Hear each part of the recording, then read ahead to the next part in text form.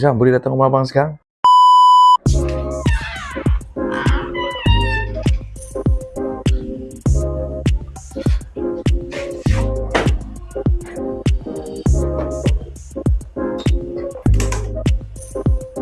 Alamak, apa hal pula ni malam-malam?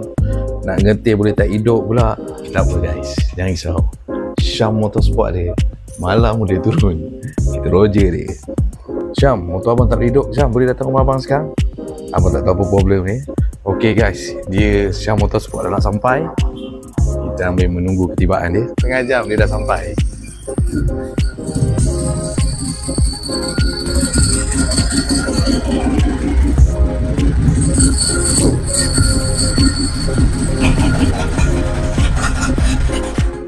Okay guys, Syam Motorsport kan tengok. Aku berapa minit aku sampai, dia tu sampai. Syam, baik Syam. Okay Syam. Syam, macam daripada mana ni? Daripada rumah. Okay Syam, minta maaf ganggu Syam. Motor apa ada problem Syam malam-malam? Tak tahu apa problem dia. Itu yang panggil Syam. Research Syam, tengok apa benda masalah kat dia ni. Okay guys, sekejap kita tengok Syam kata malam ni kita settle.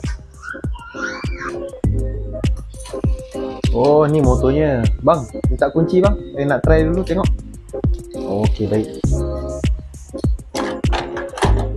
So, kita try start dulu Kenapa bang? Tak boleh start ke macam mana? Dia macam Tak boleh start. Cuba Bismillahirrahmanirrahim. Oh. Ni bateri ni bang.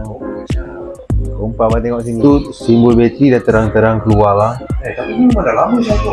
Ya ke? Pasal abang tengok ni bang. Kat situ ada tulis 9.1 je. Memang tak cukup bang. Alamak, terus abang pandai bawa je Kita biasanya, okay, saya share sikit lah. Bateri ni kalau waktu sebelum kita start, dia mesti 12 ke atas. 12 ke atas. Lepas tu kalau kita dah start, dia akan biasanya akan jadi 13 ke atas. Sekarang ni dia Macam sekarang 9.1, rendah sangat. macam abang tu bawa Dan biasanya jangka hayat bateri ni paling lama pun dalam masa 2 tahun. 2 tahun Dah kena tukar. Ni motor tahun bila bang? Ini tahun berapa abang untuk Syam motor bawa Rasa dah lebih 2 tahunan ni bateri ni. Okay bang, macam ni kita tukar je bateri. Sekejap saya panggil budak hantar bateri dulu. Confirm bateri Confirm, kita try dulu. Kalau tak percaya. Okay, baik. Okay Okay, alright. Mantap.